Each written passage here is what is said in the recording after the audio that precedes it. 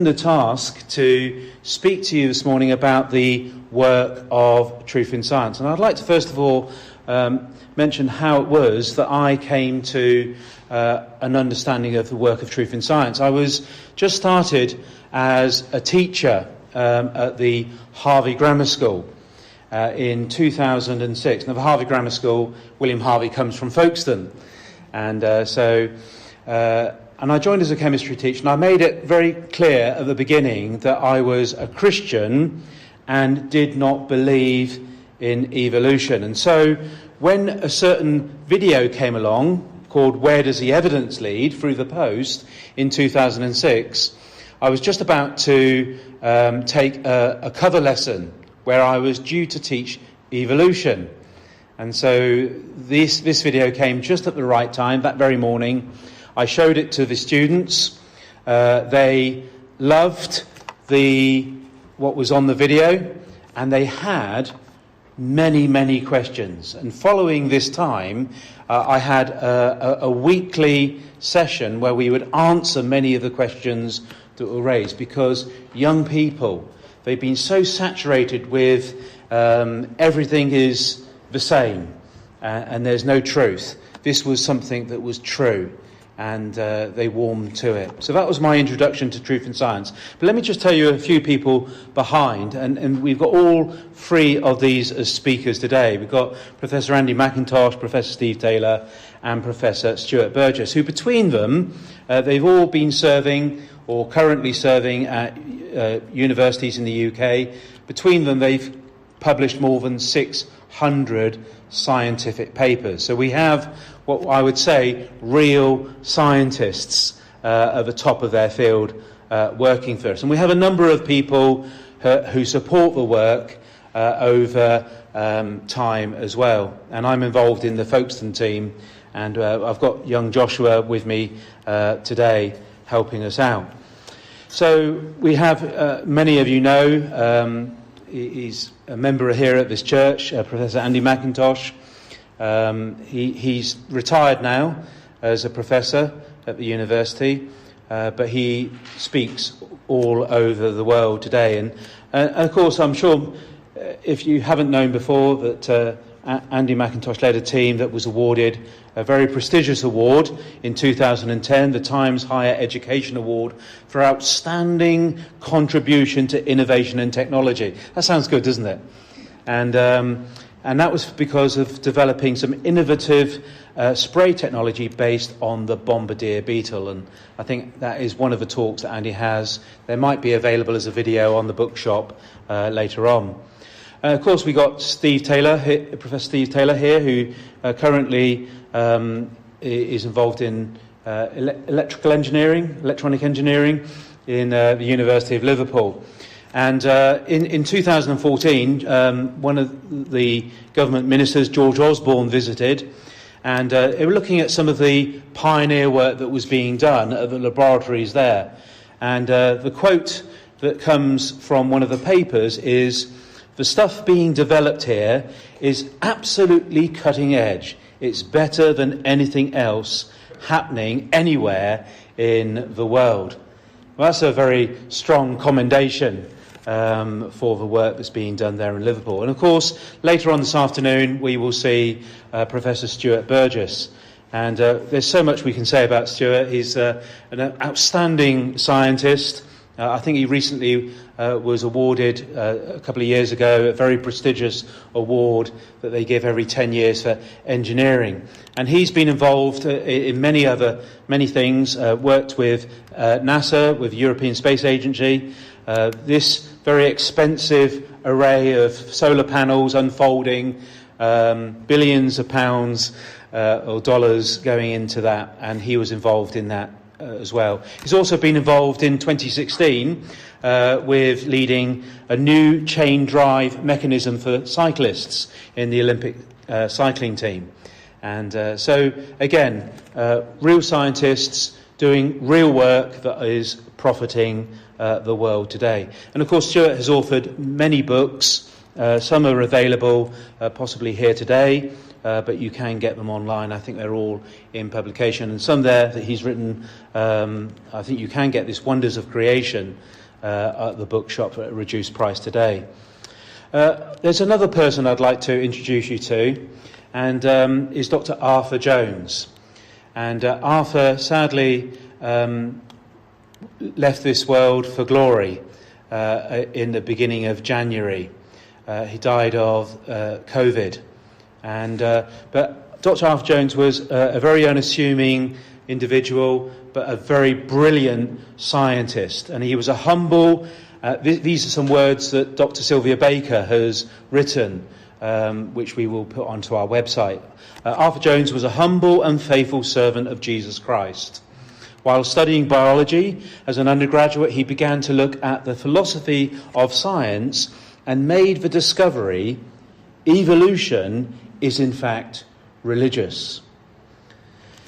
Despite being told by his zoology professor no creationist would ever be allowed to do research in his department, Arthur did his PhD looking into cichlid fish, proving that the thousands of species around the world belong to the same family and not, as had been presupposed, separately evolved. And that was very much pioneering work in 1968 to 72. So by the age of 26, Dr. Arthur Jones had achieved more for the case of creation than most of his contemporaries had achieved in a long lifetime. And his loss is, for the cause of biblical creation, is vast. He contributed to the work for more than 50 years. So we're very sad to recall this departing of our dear friend, and we miss him terribly. So from the start, Truth in Science have had very clear aims: to promote good science education in the UK, to protest against a biased theory of evolution, to point to the design within the natural world, to press the government to allow creation to be taught within schools, to publish good resources for scientists to argue for creation and design, and to provide answers to the bold and unbalanced statements atheists make. To sum it up, the founder of Truth in Science went to be with the Lord some years ago, was Willis Metcalf, and his mandate for the work of Truth in Science is this: to reach the man in the street with the truth of the Bible, and that education should not airbrush out the evidence but strongly supports the biblical account of origins. And so our principal aim as scientists has always been that God should be given the glory that is rightly due to his name. So we are, though scientists, we are unashamedly Bible-believing Christians, and I can say that very safely in this context. We do believe in the complete inerrancy of Scripture.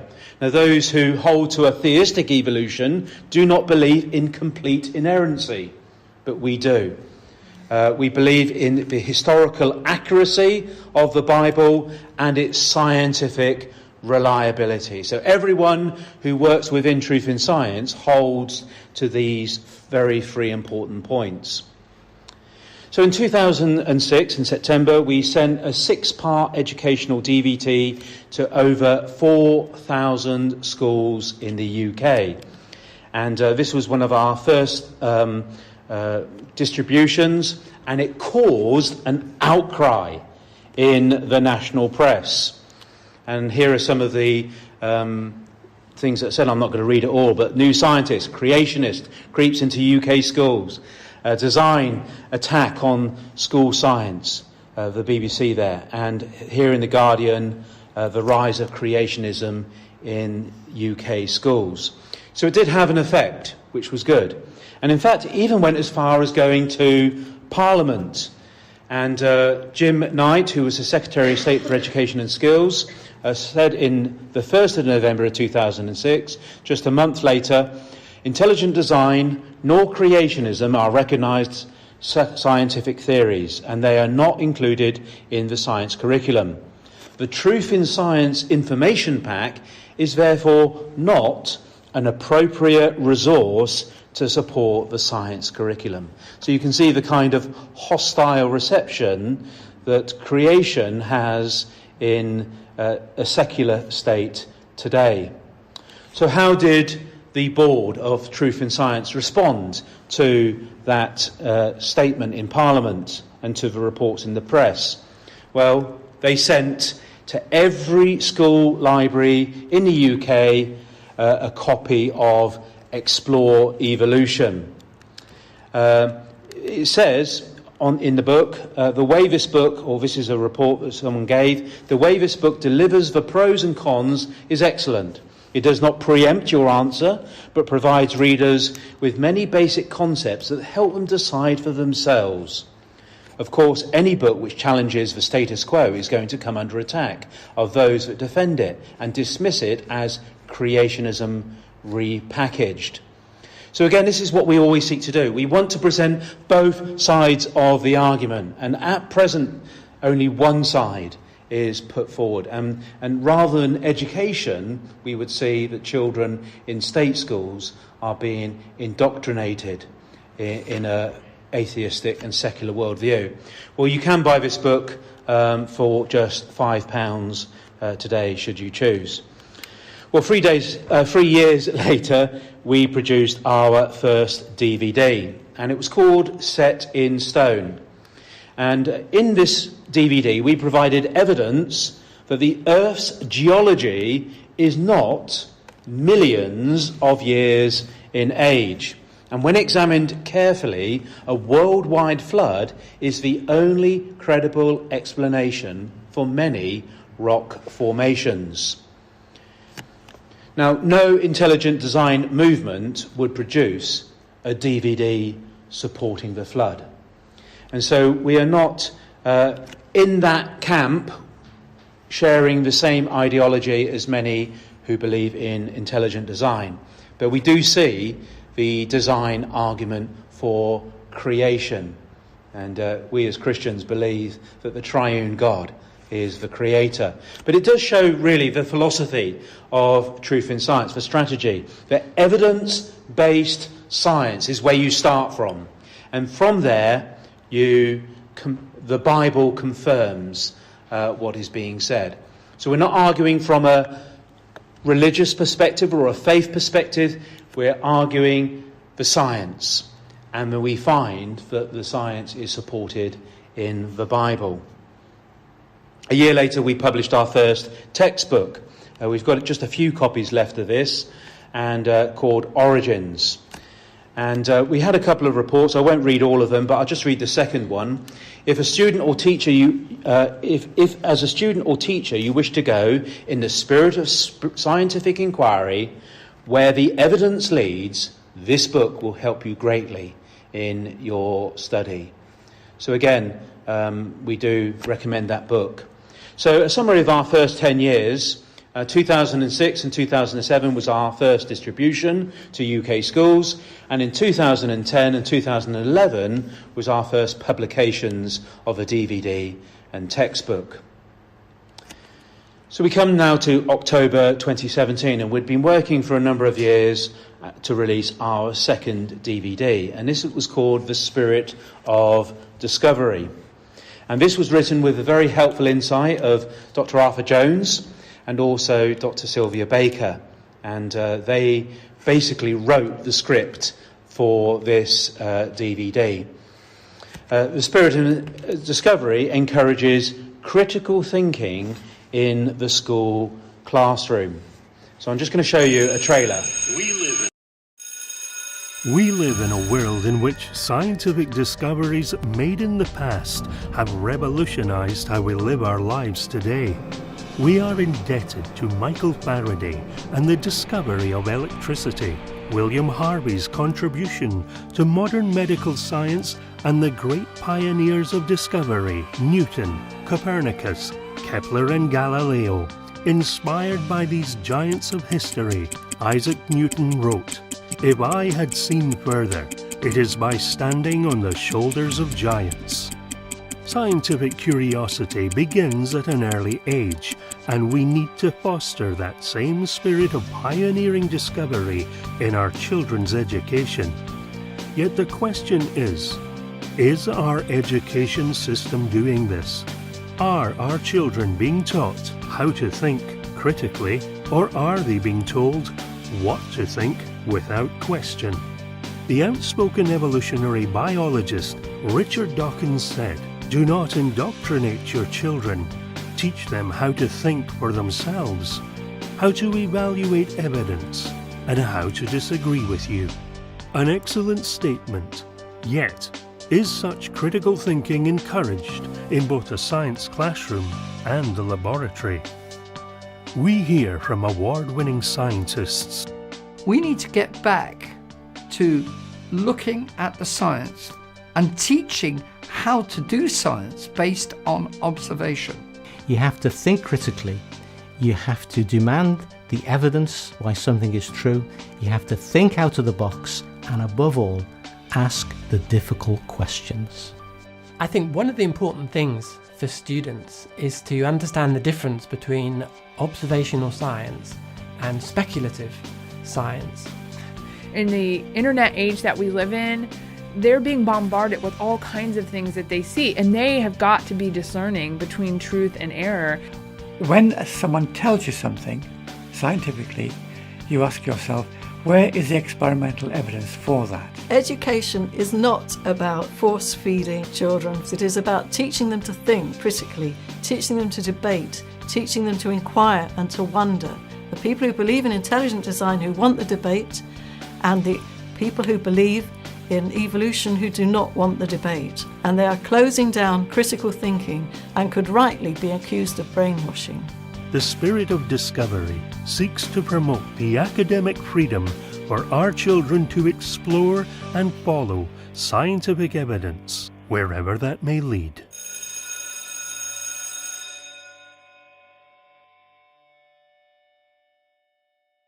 Our review in the Evangelical Times, and we won a prestigious award, the Best Educational TV Award in the United States.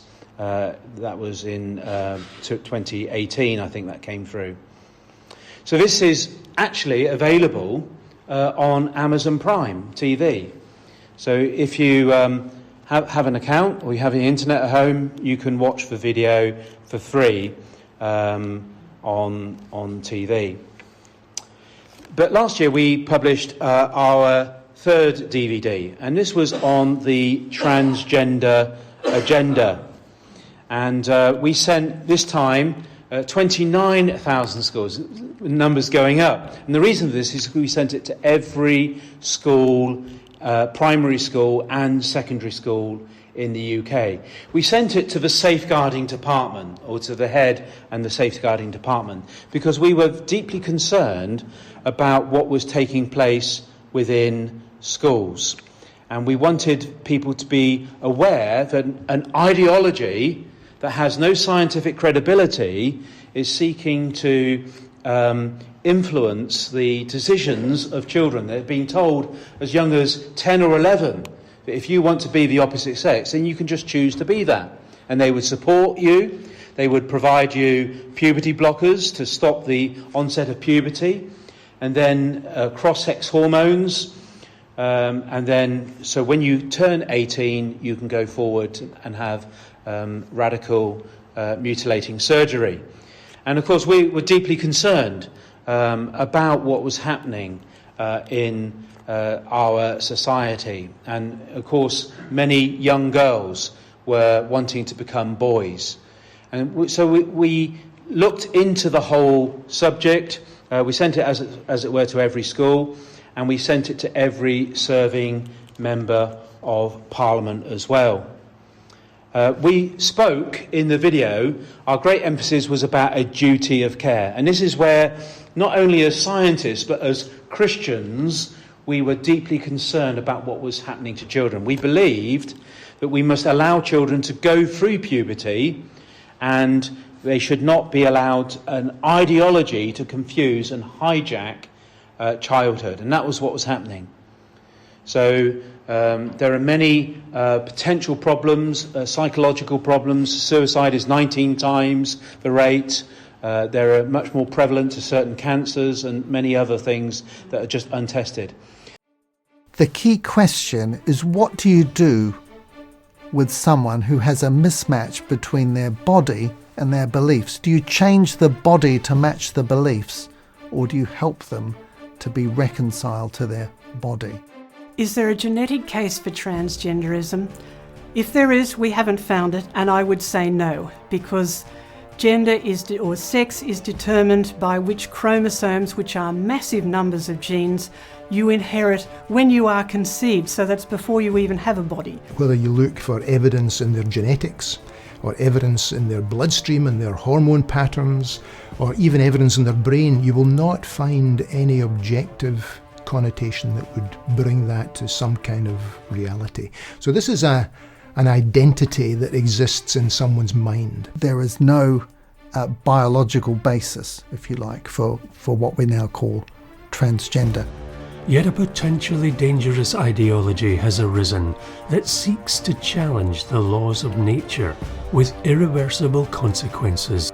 Children are being given puberty blockers because they feel that they're a different sex, and we have no idea what the long-term outcome of this, and children need protecting from this experimental treatment. What we're seeing is a huge unregulated live experiment. This is a momentous step in the dark. This is not evidence-based. This is ideologically driven. We are very deeply concerned about the damage long-term that is being done to people of all ages, particularly children and young people, by the lack of help available. This transgender agenda is affecting the most vulnerable in society, school children. The state is taking over things that should be being taught by parents, and that we are losing our parental rights to teach children according to our beliefs and our family values, and increasingly we are being sidelined. In schools, the LGBT education programmes, even in primary schools and in some local authorities in the UK and elsewhere in the Western world, that is actually causing some children to question who they are. We know from anecdotal evidence that they will come home and say, why wasn't I born a boy when they're really a girl, or vice versa. And children are traumatised and terrified by these kinds of lessons. The notion that people can be born in the wrong body, divorced from the biological reality, just seems to me to be quite erroneous and potentially dangerous. Try to find ways of speaking out and taking that risk, because a generation of people, especially children and young people now, are being harmed. It is ideologically driven, not evidence-based. And I believe that there will be really serious repercussions later when an increasing number of dissatisfied individuals who've been through this whole conveyor belt come back to the medical profession and say, why did you do this to me? Why didn't you try and stop me? What's the evidence on which this treatment was based? How could you experiment with me? This project has been produced by Truth in Science from a deep concern for the children entrusted to our care. Children need care and guidance, and the vulnerable need protection. For further information, please review the extras for 10 short interviews and a PowerPoint presentation.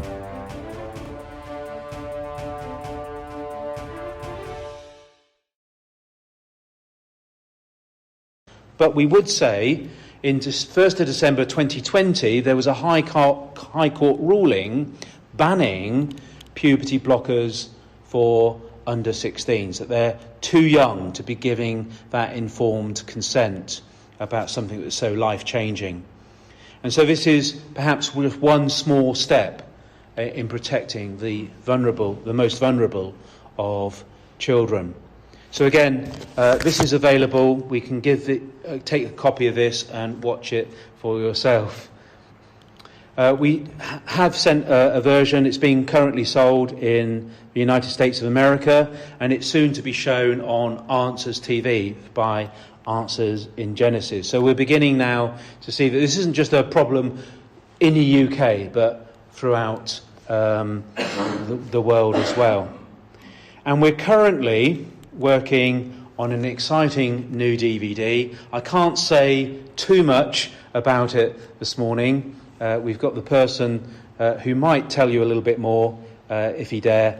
But that's something that's coming out maybe later this year or earlier next year. So it's going to be shown on one of the television programmes on the internet, but we're doing our own sort of very much technical edition of the DVD, which we hope to get into churches and into Bible colleges as well. Of course, Truth in Science, we have an online and social media presence, and I have to say one thing this morning, which is like an announcement. We have a new website address, and so we were www.truthinscience.org.uk, and now we take the org out and it's just .uk. So that is launched today, and so you can find about our work and see all the trailers that I haven't been able to show you this morning.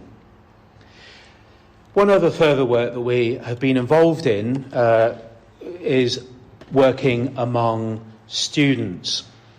And we consider it vital to equip the next generation with the scientific arguments that they stand in need of to stand and have confidence in what we call biblical creation. So it's the Genesis record is historical and scientifically accurate.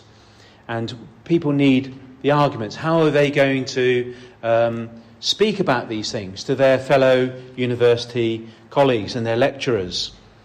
We try to look at a number of things during these summer schools. What is critical thinking? What is a worldview?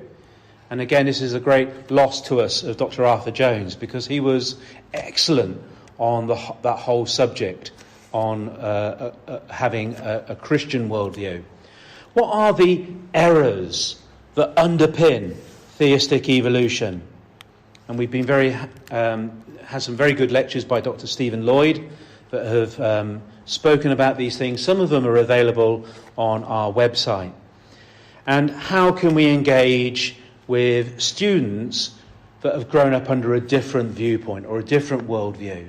And we understand that many of the students that come into university, they haven't been effectually taught in their churches the arguments to withstand this evolution, particularly theistic evolution, which has become mainstream in churches today, even evangelical churches.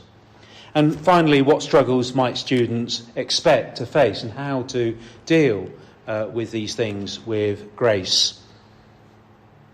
So our first summer school was in September 2019, and this was a little photo we took afterwards. We had 30 students, which was the maximum capacity that we had at this little place in Solihull.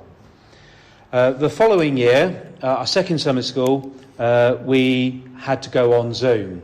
We were hoping to go to Quinta Hall, but as you know, a lot of things got cancelled last year. So we did some things on Zoom, and we introduced some Hannah Gurr, who was a student, giving from her perspective what it was like to be a Christian in a scientific environment. So she was doing social sciences, and she gave a very good account of how she coped with those things.